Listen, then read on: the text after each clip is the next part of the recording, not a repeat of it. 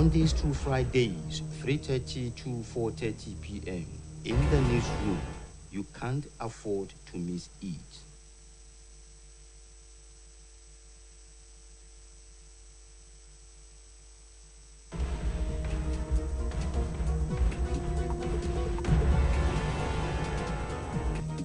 To miss it.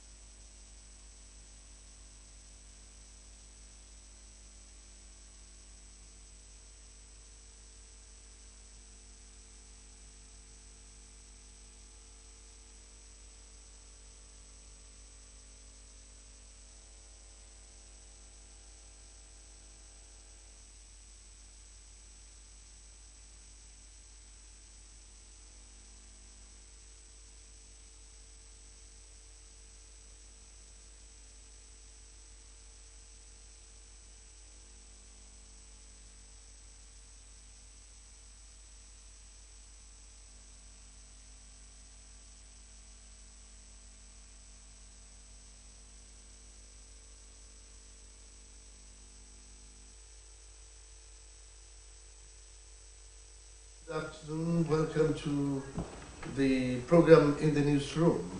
It is on this program that we take dispassionate look at matters making waves in the polity. Babatunde Bonatito is my name, and I have my gentlemen here, gentlemen of the press, who will be doing justice to the topics under discussion this afternoon. I'm talking about Adeboye Popola. Adeboye Popola, please say hello to our viewers. Viewers at home, hello out there, and they are very happy that we are back into this on this program this afternoon. Yes, Latif Agbola is another guest on the program, and together with Popola and probably Muideen Adeleke when he comes, we'll be doing justice to the topics. Always happy to be here. It's my pleasure, Tunde. Yeah. Yes, we have three very big topics for discussion this afternoon. One, countdown to Ekiti State governorship election, preparations by INEC and security agencies. Another one, rumbling over Nigerian judges' poor pay. Three, this time around, I want to quote the acting Accountant General of the Federation. He said, we borrow to pay salaries. And those are the three topics that will be in the fore for discussion this afternoon. And once again, I want to welcome you on behalf of all of us on OSBC television. Yes, let's start from you, Popola. Election into the office of the executive governor of Ekiti State is taking place tomorrow. And there have been a lot of crisscrossing on the part of political parties, INEC, security agencies, and stakeholders in and around Ekiti State to ensure that this election is successful. When election is around the corner, especially when it is 24 hours away, what do you expect? Well, ordinarily, as far as Nigerian elections are concerned, what we have witnessed in the past shows that the preparation is not limited to the political parties, doing the necessary thing. I mean, when I say the necessary thing, I mean, canvassing for votes. This is between now and tomorrow, or 24 hours to the election. It's always the time when political parties, mastermind, and some other people whose intention is to scuttle the electoral process. This is the time that they normally use to, This is the time that they normally use to perfect their atrocities. Atrocities? Yes, this is the time that they do. I mean, that they do, mastermind their atrocities. That is Nigeria for you. But in other clime, this is the time that you will see people moving from one grassroots community to another to ensure that at least people understand their manifesto, people understand their programs. As it is now, as far as election is concerned, in a situation where the security agents will be effective in their performance to ensure credible election, this is the time that one will expect them to start gathering intelligence as to the perpetrators of evils, and make attempt to nip the atrocities in the board. Yes. This is the before I go to Latif, there is a new electoral act in place. Yes. How do you think? Because I think this time around they want to experiment, or they are starting afresh, or they are starting in earnest the new electoral act with the state election. You see, I think that one will have to do with the transmission of election from the polling units. I think this is not the first time they are using that techniques, or they are using that technology. I think it was first experimented. It was first experimented in Edo State. That is the last governorship election in Edo State. So if I cannot say that he will be experimenting now. They will have by now. They will have known possible defects that will emanate from the use of that technology, because the experience they garnered from Edo State election will have been, a source of credible information, or credible source of gathering whatever information or whatever experience they wanted to garner. Okay. So by now, one would not be expecting them to be saying that they are experimenting again. Okay, but one would expect them to have gained knowledge of improving on what the situation was during the Edo State governorship election. Yes, Abdulatif, this new electoral act will be in operation. It will be fully operational from this time to any time. It will start to take its roots now, especially with the state governorship election. Let's take us through how things will go. What will be different from this, between this and an election held before now? There are so many things. Let me start with the issue of transmission of election the other time. This electoral law is not all about transmission of election alone. Yes. We talk about the biodata voters accreditation, whereby the moment your voter card is put on that machine, every information about you comes out. And if there is anything wrong about it, that's the end. There is no case of incidence form as it used to be, because incident form had always been a kind of a shortcut for politicians to rig the election. And apart from that, the other time, spokesperson for the Police Service Commission told us that this time around, as one of the responsibilities of PSC, that's the Police Service Commission, over the Nigerian police, their own duty on this election is to monitor the police on election duty. That means if they see any of the police misbehaving or trying to compromise, so such police will be arrested and dealt with. That was what the place was. And apart from that, you see, even vote buying too. Anybody caught buying vote this time around at the polling unit, that's another thing, because it could be sold and bought elsewhere.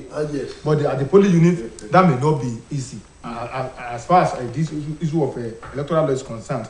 But there is a particular issue that is giving me headache. For how long will Nigeria militarize our elections? Even countries around here in Ghana, in South Africa, they conduct elections without even being militarized. But because of the activities of our politicians, you may be surprised that some hoodlums in cases in the past were arrested in military camo. Of course. Look at that. What exactly do we stand to gain? Because even if they are not caught on election day, what do you think they will be doing with that camo after the election? And we are complaining that we are having a security issue all around. And apart from that, if you look at what had happened in few days in Ekiti since last week, Friday, Saturday to Sunday this week, where people were attacked, some people were even killed. When I went to Ekiti recently on field work, I was a group of researchers on ground told me that a particular guy working for a particular political party displaying charms openly and was like going through where the military was stationed. So the next thing they did was they thought he was a militant or something else, and they shot at him. Whether he died or not, I couldn't say. So when we look at all this together, it's saying something about Nigeria. And what it is saying is that we are not mature enough when it comes to democratic practice. Because since 1999 to date, it's not a joke. 1999 to 2022, we are talking about 22 years. If a baby was born in 1999, so he's qualified to marry by this time around. So what exactly is wrong with our system that we cannot conduct election without causing unnecessary problem for ourselves? And apart from that, let me add this because I don't want to take your time too much. On the issue of voters' education, we have a particular issue. The other time I was speaking with an electoral officer, an electoral chief, that the issue of voter education, whose responsibility? And what he told me was that it is the responsibility of political parties. But voter education is not all about how to vote for appropriate political party alone. It is even beyond that. So then who is responsible for this? That's another thing we need to look at. As a media people, we have a role to play. Yes. To let people know that one day can never make them to become rich. So if today somebody comes to me that I should sell my vote, that particular person is trying to underrate my intelligence, underrate my integrity, underrate my virtue. Yeah. But how many people understand this? We need to, as a media, do something. Then the civil society group too need to come out if they have not compromised, to come out to lead in this particular campaign, voters' education beyond how to vote for a particular political party. Let me stop here. Yes, thank you. Let me go back to Popola before we round it up on this topic. Voter education and enlightenment about election must not go beyond today. In fact, must have ended about 2 days ago or a day ago. Today is for preparations for election. Tomorrow is the real voting. What do you expect? Do you expect a change in the attitude of Nigeria, of Nigerians when it comes to voting? And the aftermath. Because in the aftermath of voting, it is absolutely difficult for Nigerians to really come to terms with the reality of the aftermath of the election? You see, if I say this, I will be sounding pessimistic. But honestly, I don't expect any change. You know, as far as electorates, as far as voters, as far as education or attitude of Nigerians to vote is concerned. Let me say this. I was in Ekiti like last week. I tried to interact with electorates.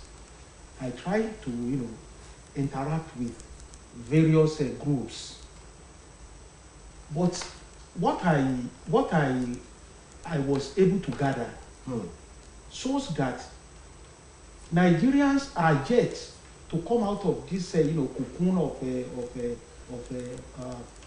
electoral ignorance. Why? People are still saying, some people are saying that I will not go out to vote because I am tired of all this bad governance. Some people are saying that what is the essence of voting? What has been the outcome of the past ones, previous elections? Some are even entertaining fear. They were entertaining fear as to the safety of their lives, as to the safety of their properties, because the people have seen election as a period for mass looting, as a period for inflicting injuries on the common man. So I think if there will be a kind of a paradigm departure from what it was in the past, the security agents need to work on their past performances. They need to be fair to the electorate. They need to come out as an equitable organization as far as the safety of the people is concerned. So it is when the security, when the electorates are very sure of their safety. Look at what happened in Kogi State, the last election, the last governorship election that was conducted in Kogi State. It was as worse as I wouldn't know who is responsible. They were shooting from the helicopter down on the electorates. It was bad as you see, thugs, political thugs had field days free. They operated freely. They were inflicting injuries on the electorates. And that day, the Kogi election, many people sustained injuries. Some people were killed. Those who were on the line, when they came, when they knew that the party that they were working for was losing in the election. So the improvements, the progress in democracy in Nigeria, if the country will make any progress in Nigeria, you see, security agents should be alive to their roles of ensuring safety of electorates in a time like this. Thank you very much. We now go to the next topic, and the topic is rumblings over Nigeria's judges' poor pay. The judiciary is an important arm of government. It is described as the last hope of the common man. And those who are driving that arm of government are poorly remunerated, then there will be a lot of compromise here and there. And there will be a lot, in fact, the judiciary is faced with with myriads of hydra-headed challenges here and there. One of them is poor pay of judges. Yes, Popola, Yes. Nigerian judges do a lot of work. Yes. They do a lot of research Yes. before coming up with A judgment on what we would now call landmark judgments. Yes. And be that as it may, do they deserve to be treated so badly because so badly through their remunerations that is described here as being very poor? You see, when you take a look at different sectors in Nigeria, different institutions, which institution will you say that is being adequately, taken care of in terms of emoluments by government of at all levels in Nigeria? You will discover that Nigerian judges over the years, particularly now, have been faced with, critical, chronic problems. Go to courts. I was at Ilesa High Court sometimes, I think early this year. You will see that the roof, I wouldn't know if it has been repaired now. The roof of Court 1 in Ilesa Judicial Division, had been blown off by rainstorm. And it was like that. The judge was sitting in that, let's say, dilapidated roof courtroom, which could collapse anytime. Now, is that not, an eyesore for judges, a learned judge? If somebody visits, if you have a visitor from a Senate client and he was at Ilesa Judicial Division at the material time I visited, you will see that the image of this country as far as justice is concerned will have been battered. Okay. I'm coming. Come to remuneration. You will see that if there is any institution that should be placed high in terms of remuneration, it is the judiciary. If you remunerate them well, we will have a good society, a peaceful society, because individual will know that if you cheat me, or if you play prank, or if you commit any crime against me or involving me, there is an institution that will look into it and dispense justice dispassionately. A judge that is given stipends, how do you expect him to think? How will he reason? What will inform is the judgment that he will deliver. If he is given something by this criminal who have paraded themselves at the echelon of power, will he not take it? He is a human being. So it is high time, different tiers of government, considered it an expedient to elevate the judges, in line with what they are, in line with their contributions to peaceful society. Yes, Abdulatif. You see, judges in Nigeria have come a long way. The judiciary in Nigeria has come a long way. Yes. There have been a lot of judgments that we have applauded in this country. And there are some that one will see and shake the head. And all these are caused by, one, conscience and lack of adequate remuneration, as it were. If a judge is adequately remunerated, There will be no cause for compromise. Yes. There will be equitable placement of judgment. But be that as it may, Nigerian judges are poorly remunerated and they are doing their best to contribute to this society. Your take?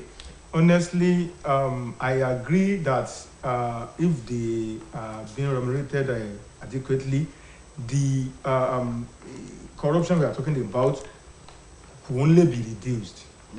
If you have a rotten head of a fish that is rotten, what do you expect of the whole body of the fish? A fish starts to be rotten from the head. The system is no more working, and that is where we got it wrong. And the judiciary we are talking about has been politicized, whether you take it or you leave it. We have the judiciary of the ruling party and the judge of the opposition party. In fact, we have some of these people who always fix their cases before a particular judge. They know themselves. In fact, in most cases, the counsel is the commander-in-chief of the judge while leaving the courtroom. So all this is part of the problem we are facing. That notwithstanding cannot justify their poor remuneration anyway. But all the same, even if you give some judges billions of naira as their take home, they will still behave the way they behave. That's why I said it's a systemic problem. So, and without addressing, even we are talking about our leaders, we are talking about those who rule us from the federal to local level. Where are they from? Are they from heaven? They are from this same corrupted system. The system that will expect thank you after you have done something you are paid to do. The system that will justify a situation whereby political office holder is corrupt, and they will tell you it is their time as a coach here to do what? To destroy the mob. So I believe only one thing that can save the judiciary from this are only two things. One, we need overall attitudinal change in this country. I must change. You must change. Yes. Everybody must change. That's number one. Number two is the true independence of judiciary. There is no way I repeat it. There is no way independence, the judiciary is not independent, and you will expect the best from them. If we know that this is the judicial treasury, this is where they get their money, they will know how to distribute their money equitably. And if it is not enough, they will know where to go to ask. This is not enough. Maybe they will go to National Assembly or elsewhere, the appropriate authority. Okay, this money given the judicial sector is not enough. This is how much we're supposed to be given. But in a situation whereby even a not corrupt judicial officer will be transferred from a city to a village because he does or she does what he or she, yes, it's right in our system. So it's a systemic thing, and we need to collectively do something to address it. That's just my submission. Can the judiciary be free, can be independent in this country? If you look at the series of, in fact, if you look at what Latif has just said, that the judiciary itself is politicized. Yeah, that is absolute truth. To the extent that each party know which judge will favor them, yes, and which one will not. Yes. So, what are we saying? Can the judiciary be independent in this country? And if they are, what do you expect? And if they are not, how do we work to at least put it in a normal shape? You see, let me start by saying that if there is an institution that is expected to have absolute independence, it is the judiciary. The executive cannot wear the absolute power because any action or anything done by the judiciary will be redressed and must subject to redress at the law court. But the judgment of a court of law is the final on any issue, unless it goes to a the higher court. And the judgment of the Supreme Court is the final. And that is the reason the judgment of the judicial arms of government must be seen, and must be seen to be absolutely, independent because of the role they perform in the country.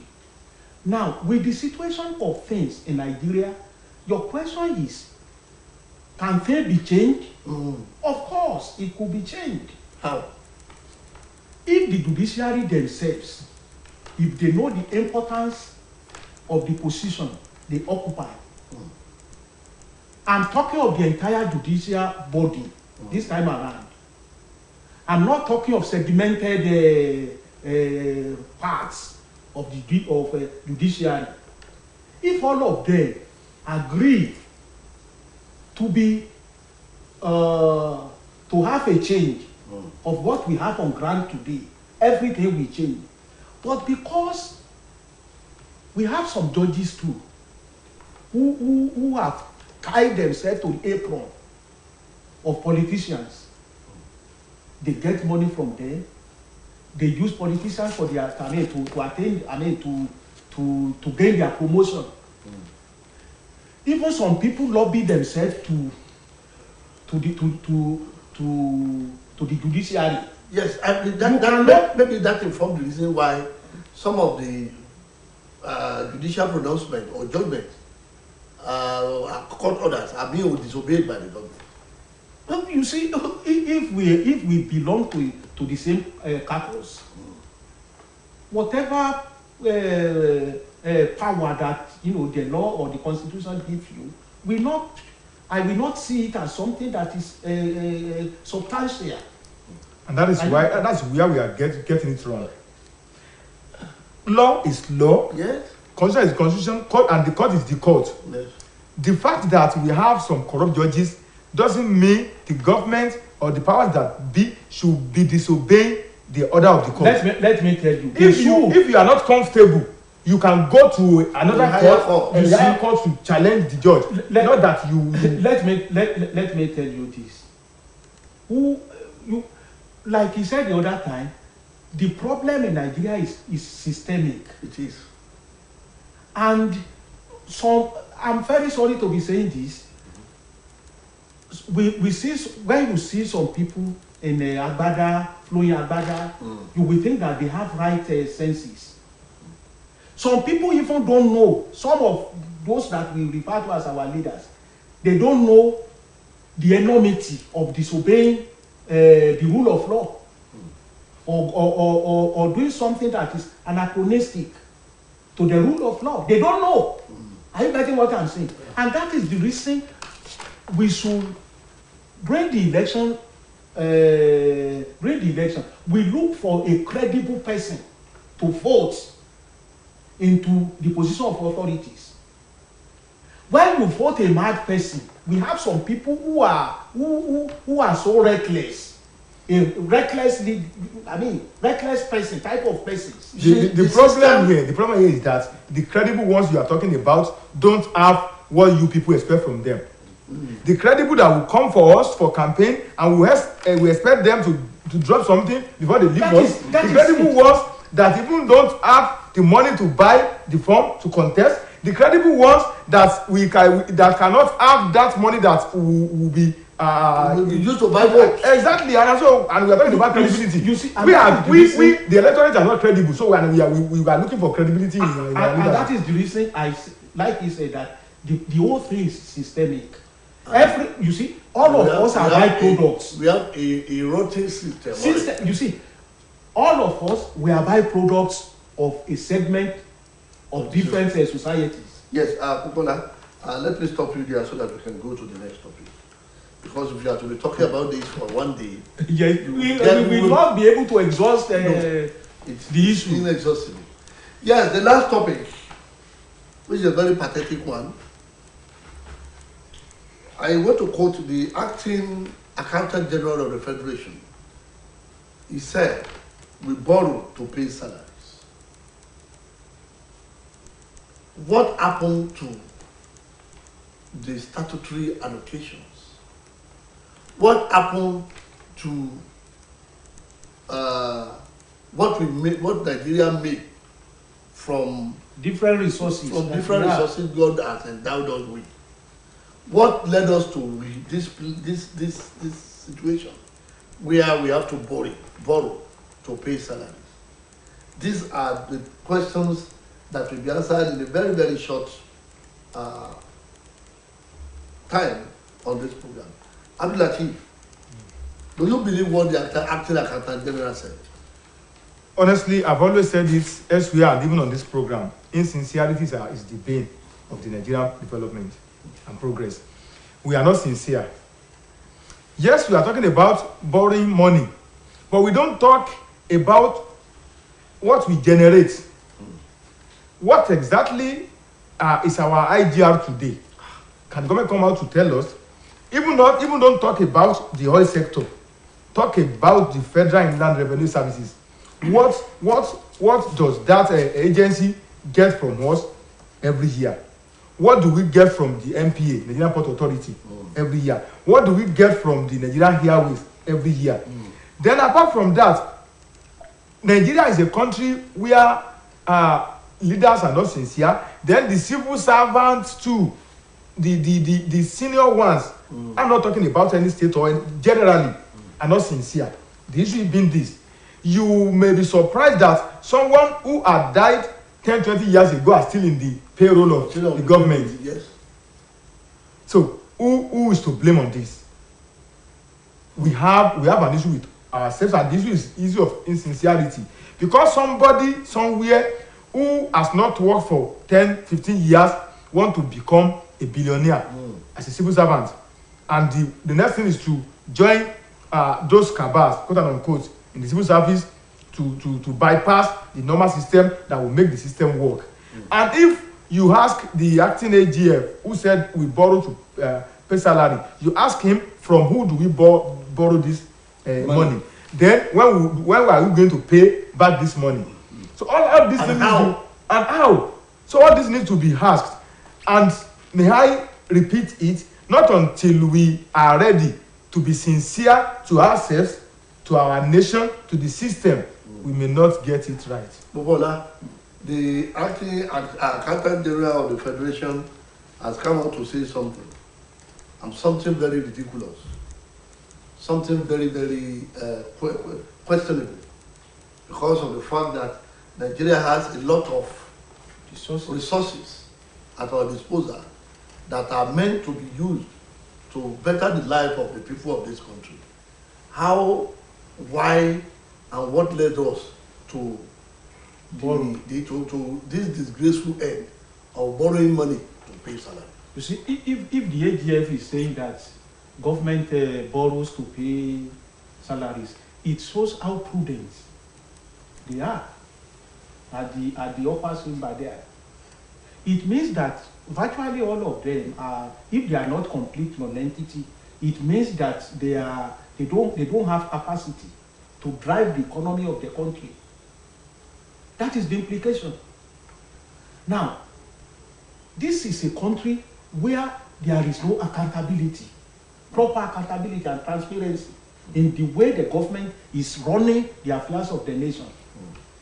Where the government is transparent, where the government is accountable to the people, we will not be encountering this enunciating pronouncement or declaration or statement from the AGF. And I will not be surprised if you see the amount that is stealing by the day in Nigeria. It is ludicrous, and it is unexpected.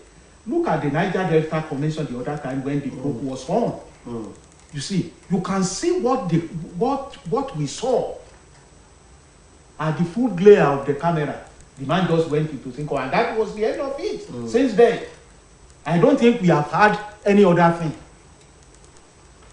And the civil service too has been sunk into the abyss of corruption. the civil service plus those controlling the economy have become open sesame to corruption in this country. I don't know of any country where billions will be declared missing in the purse of the federal government, where billions will be declared missing. And the thing has also, come down to the state levels. If you look at it, is everywhere. It is everywhere.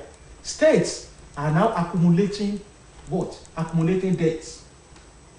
The debt cannot be paid in 20, 50, 100 years. It is as a result of poor and the bad governance. The bad governance, the poor system, the poor accounting system that we are running in the country has sunk the whole country into abyss of poverty, and that is released. Poverty is multiplying. When the wealth that is supposed to be evenly distributed is in the hand of a single person, we have a single person that is much richer than the country. Where do they get billions that they use to run election? Where do they get money that they share at the polling units on the election days? Where did they work in the past that catapult them into mafia of wealth? So until Nigerians, until we are able to question our leaders, how much do they give civil servants? How much do they give civil servants? What is who get the highest pay? I think the PS. What do they get at the end of every month? Yes. That will make government to borrow to pay salaries. It is when they want to cover their iniquities. You see, they are spending iniquities. The acting accountant general. Let me go to Latif now. The acting accountant general has not. I don't think he came out with details that would really convince Nigerians. Once they drop a hint, they retreat. The reality of the matter is that we are not sincere, as I said the other time. If we are truly sincere, since this power sector was privatized, quote and unquote, it is the federal government that generates and sell for this distribution company. How much do we get from the power sector? Nigerians on daily basis are paying for international passports, yes. Thousands of naira individually. What at the end of the day do we get from all this? And apart from that, the custom service generates duties money, and the rest. So all this, that means instead of blocking the loopholes, they focus on the money getting from coming from the oil sector. And that's why we are having problem. We need to do three things. Number one, we need to challenge our leaders, irrespective of religious or ethnic affiliation. Whether you are Muslim or Christian, or you are Yoruba or Igbo or Hausa or Fulani, if you are there and you don't do the needful, then we need to challenge you appropriately. And we ask questions. Yeah, exactly. That's number one. Yes. That's number one. That is what I made. Number two, we need to blame those who are supposed to be blamed too, apart from politicians. Look at the banking or financial sector, for instance. I'm Latif Agbola by name. I'm a bloody journalist. I'm not rich. I don't have fleet of cars. If I go to bank to borrow, let's assume like 1 million naira to start a business or to use for a particular project, they will ask for collateral security. But if a corrupt businessman, a politician, even businessman, not politician at this time around, go to bank and in need of billions of naira, they will give him without asking for any collateral security because of the kickback they get from it. So look at that too. All this together piled up and became a dreaded monster that is facing us today, economically, politically, and socially. We need to do something before it consumes everybody. Popola, Yes. what is the way out? Well, I think Because if Nigeria begin to borrow to pay salary this month, this year, next year, then it will go on ad infinitum. you see, virtually everything that we do in this country, that we borrow for, that we borrow money to execute. Federal government will borrow money to execute road, to construct road. State government will borrow money to refurbish maternity centers and the hospitals. We will borrow money to buy drugs into government clinics.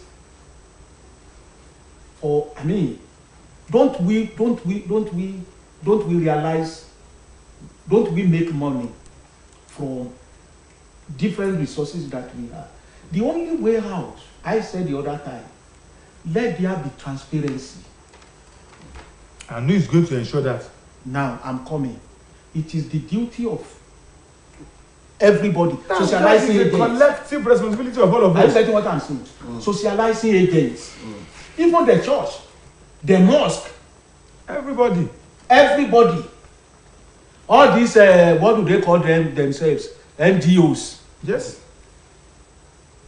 The UNICEF, some NGOs are even corrupt than politicians. The UNESCO, they get that currency from abroad and waste it on their personal life. You see, the UNESCO, everybody, to ensure that before money is put down for the country, for the government of any nation, they must state how the money will be spent. It was so bad in Nigeria. It is so bad in Nigeria today that government will just put a bill forward to the house requesting for loan of so without stating what the money will be used for. You forget. Let me just add one thing. Forget the melon temi in this issue. Those who approve this loan also have their own kickback at the end of the day. You see, so they won't hesitate to approve it because of the personal interest. Honestly, it is. I first came across that in Nigeria, that the executive will put a monetary request loan to the house without attaching all the there was a particular loan that the federal government requested for, and the terms and conditions for the payment and for the use of the thing was written in foreign language, which none of them could decipher. It was written in the Chinese language. I believe it's based on the issue of sincerity. If it is written in Chinese, why not take their time, invite someone who understands Chinese language to come to the floor of the house to read it for them for understanding? Why not writing it in English language that everybody understands? China may give that as condition. China protect their language. They protect everything now, about what them. I'm saying is that do we use is Chinese our official language in Nigeria? Even if it is going to be written in Chinese, at least for the purpose of what the thing is of the debate on the floor of the house. Up till now, because Nigerians were crying there, were making a uproar that look like we don't know the time. You see, when they are there, they must have forgotten, or they always forget that they are there for the people. You see, some people, our politicians and some other people have seen the wealth of this country as their personal heritage, as what they inherited from their forefathers. And it cannot continue that if we want this country to grow, Honestly, collectively, we have to advise our conscience. Collectively, we have to, chart a new course on how the economy of this country will be managed. We have some countries, the Japan was not what it is 50 years, 100 years ago. Of a fact, when prediction was made by one Americans that the Asia country will soon join the league of countries with a viable economy, then people were thinking that could it be possible? Japan is there now. I think it was among the G20 or G7. Yes, Bola. Somebody came with this suggestion one time, which Nigerians seem not to reckon with. In the next 1 or 2 minutes, Latif, that each of the government agencies should come to the fore to say what they make every month. That is what is the essence of having ministries. So, Latif, that's what I'm talking about the other time. I said we are not sincere. I mentioned so many areas where money is coming for Nigeria, and nobody is transparent enough to let us know how much we get from here.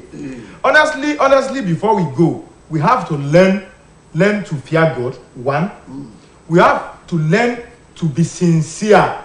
Not matter whose ox is God. We be sincere to ourselves and to the system. And finally, we must jettison unnecessary sentiment. Yes. Because let me define sentiment I'm talking about. That if someone does something that is not good, and you say, if we don't stop this, then it can consume us as a nation. The essence of dividing governments into ministries is to ensure accountability, which is not there. I think from where the resources are laid, we have ministries that control those resources. We have Ministry of Agri, we have Ministry of Internal Affairs, we have Ministry of Solid Minerals.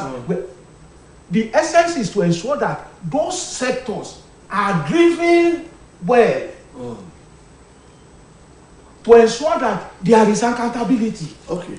We appoint ministers for the purpose of letting them come to the masses to come and defend the way they run their ministries. Thank you very much, Adebayo Popola and Latif Agbola. This is about the time to go on this program. I want to thank them very sincerely, the two gentlemen who have done justice to the topics that we discussed this afternoon. On behalf of the producer of the program, the executive producer, Akiola Ogulabi, and everybody here that have contributed one way or the other. Oreoluwa is there, and Deborah Adewi. The two of them have contributed well, as well as Taiwo Alaki. They came together to help bring the visuals together. I want to appreciate everybody. Until next week, when we shall come your way with another topic of national interest. Babatunde Bolatito is my name. Good afternoon.